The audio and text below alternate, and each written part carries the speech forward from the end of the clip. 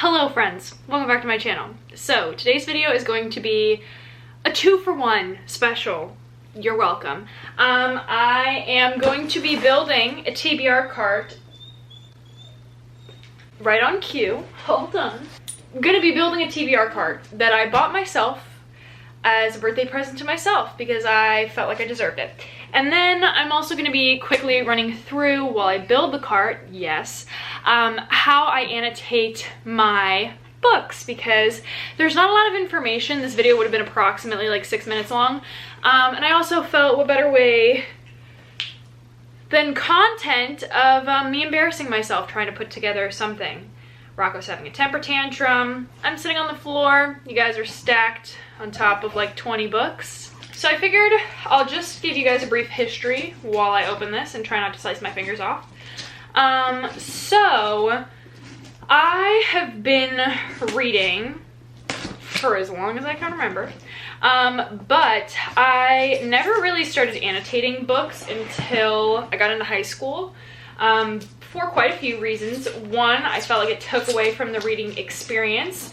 Two, I didn't really have a need to annotate. It wasn't like I was talking about books or sharing them with anybody. I read more for my own enjoyment, so I wasn't like in a book club or talking with people about my annotations and how I take notes on my stories.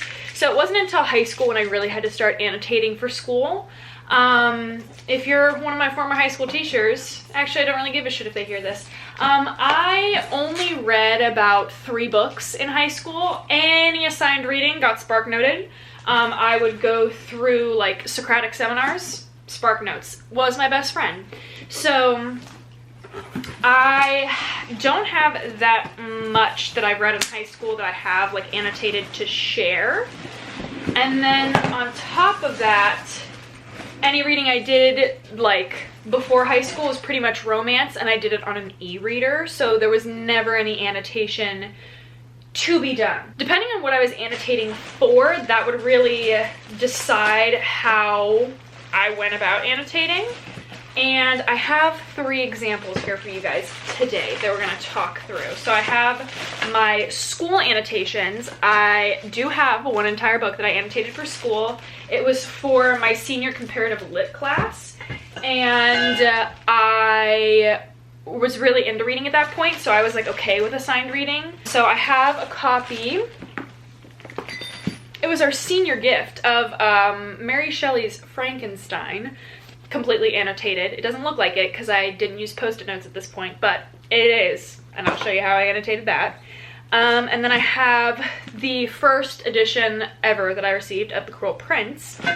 And then finally, last but not least, The Poppy War by R.F. Kuang, which is the most recent and like officially annotated book that I don't know what I'm doing, that I annotated. So I'm not going to talk in depth about like the synopsi of these books. If you want that, you've come to the wrong place. So I am scaring the shit out of my dog. And if I'm not mistaken, no instructions. Oh wait, I just threw them over there, sorry. All right, so we're gonna talk about the first book I ever annotated, which was Mary Shelley's Frankenstein.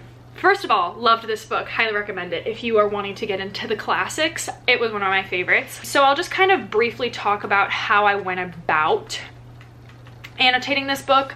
We had to annotate the entirety of this book for a grade, so that is why I really put my heart and soul into this book.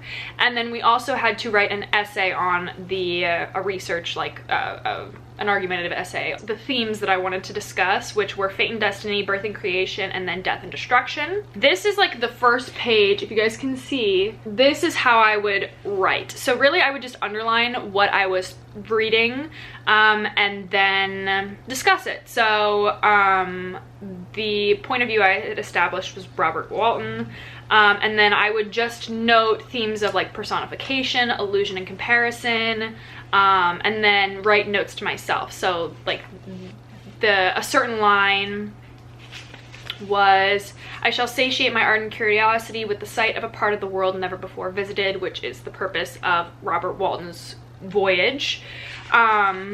and it just continues. So this is probably the favorite book I've ever annotated because it is the first book I ever annotated. Intense emotion, scenes of intense emotion. The beginning of Victor's tale. Victor Frankenstein is the name of the doctor, if you didn't know. And so just underline and note what I was researching or what my themes were gonna be, and then any notes I had to use it to write the paper. And then I would also circle like intense descriptions of like the main character or whoever the point of view was about, relating to their fate and destiny, their birth and creation, their death and destruction. And then I would also mark or note any words that I didn't know, because a big part of why I read, and I read to this day, is to further my education. So that is how I would academically annotate a book. If I were annotating this book today and I knew what I did about annotation, I would definitely use flags to mark a lot of it, because that would be so much easier. I would definitely use a post-it for like ethos, logos, and pathos, a second post-it probably for like a flag for any notes of my themes, and I'd probably differentiate them in color as well. And then any supporting arguments that I could make, I'd probably do those in another color, and then in another color probably quotes that I liked, things like that, to help me navigate this better than just flipping through trying to find what I'm looking for. This is stressful. I am already overwhelmed.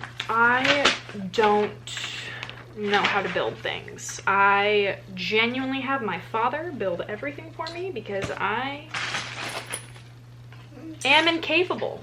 Depending on what you're annotating for, I'm not of the believer that I need to annotate every book that I read. I do feel like there are certain scenarios where it takes away from the reading experience, and it's not for everybody, so that's totally and completely okay. I probably should have put this at the beginning. What I'm trying to get at is, you do not have to annotate if it doesn't feel right for you. I know that that is a big stressor. If it doesn't feel right to annotate, don't feel like you have to make your reading experience any better, or you won't be a good reader if you don't annotate. I know that there can be a lot of pressure behind that, and I think it's stupid. So don't annotate if you don't want to. I would say that 90% of the books I read, I don't annotate. If I feel like I want to annotate for some reason, it's usually because I'm going to talk about the book. And at that point, it's for YouTube, so it's different. As far as pleasure reading, like if I'm reading a book, like again, and I've loved it so much that I want to go ahead and annotate, that is where Cruel Prince comes into play. I have not annotated this book perfectly, and I think I'm going to reread it and re-annotate it because I'm pretty much sure I stopped halfway through. But when it comes to pleasure reading, especially within a series, I like to tab, and for this book I used these tabs, which are really great, the Post-it 5-pack. If you're not about to go on Amazon and buy them, I understand that these are super accessible and you can find them at like Target, so they're a great starter. I do prefer the ones that have the arrows in them though. I think that they make word placement a lot easier.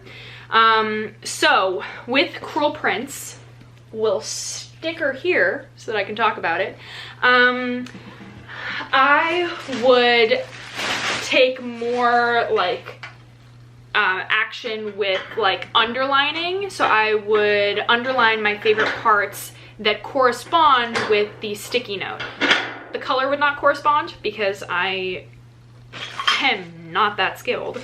And then I would use sticky tabs to mark whatever I was feeling.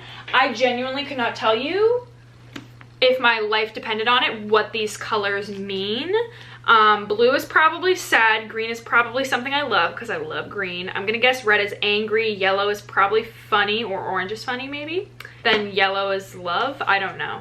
I'm definitely gonna reread this, but I would tab on the corner to indicate like something I'm underlining, and then I would also tab, I don't know if you can see, sections at the top, and this was right before the Carden novella had released, and I was trying to complete my reread before that, and I had marked things that I wanted to see within the novella, which I did not get anything I was looking for in that novella, which is somewhat disappointing. That is like how I make it easier so that when I'm continuing on with a series, I'm able to be like, oh, what questions did I want answered? What did I want to see further developed?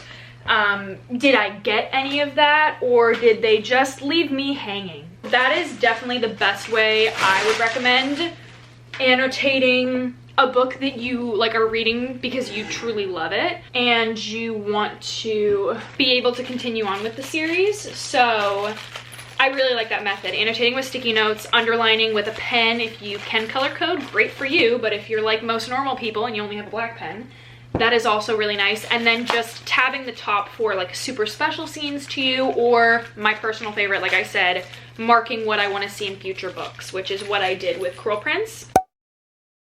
Finally, we have books that have been like super hyped, or I'm doing for BookTube, like I'm specifically reading it because it was hyped on BookTube. It's not something that I necessarily would have picked up like myself. Things like that. It's not even work because this is a job to me. I love BookTube, but for video content purposes, if I want to discuss a book, or if it's super hyped and I want to be able to have like my thoughts recorded from the first time that I read it and have them consolidated, that is how I annotated for the Poppy War. And I'm not gonna lie, I loved my experience with annotating the Poppy War. I thought it made my reading experience so much more fun, so much more enjoyable, just overall like a 10 out of 10 experience. So how I annotated the Poppy War, I used these flags. These are like my favorite ones, but again, the post-it flags are really great as well if you can only get your hands on those. I do like this because it has a larger variety of colors, pink, orange, yellow, green, blue, like dark indigo, and then like a violet. And each tab represents something different in the book. Pink is a scene that I loved.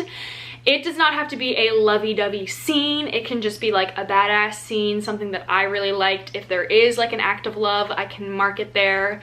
If it's something that I loved that the author added in. So if there is a trigger, I believe that there is quite a few triggers with classism and racism goes in the book. A lot of it is challenged, and I think R.F. Kong did a really good job with that. And because I liked that she put so much of that in there, I would like tab when those aspects were being challenged because I liked that. I think it was appropriate and right and the right thing to do, so I loved that. This also counts for favorite scenes, quotes, moments, again, acts of love, just parts that I loved or where there was love represented. Orange is to mark angry scenes because there's no red, and orange seemed pretty angry to me. So this is me either being angry at a scene that invokes anger, or something that the author did not do that made me angry, or the fact that it was just written in general. Like, I don't think that there was purpose for it. I don't think that there was a call to put it in the book. Like, it did not benefit anything. I will put that in there. Yellow is just for a funny scene, something that made me laugh. Yes, the Poppy War is about war, but there are some really funny lines, like one-liners in this book that I really did enjoy, so I did use yellow quite a bit.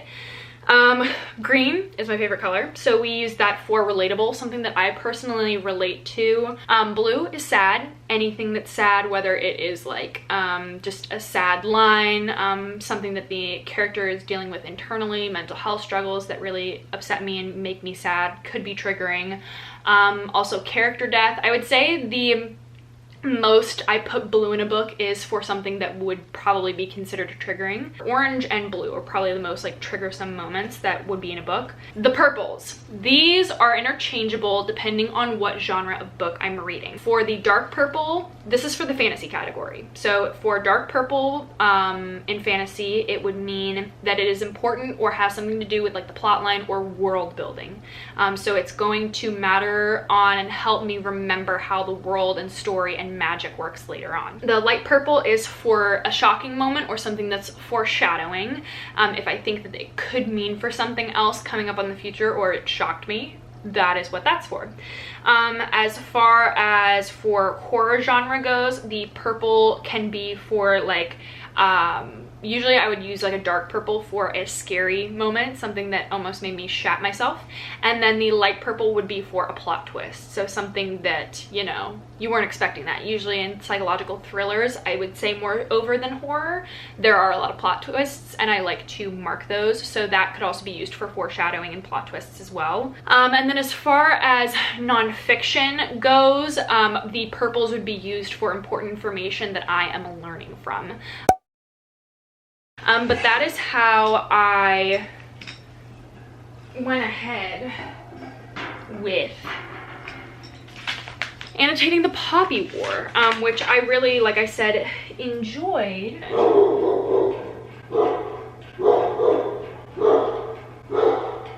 Having dogs are great.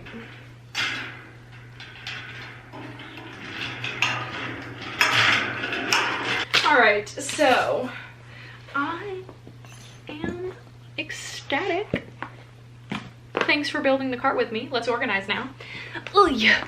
I just wanted to say thank you for hanging out with me.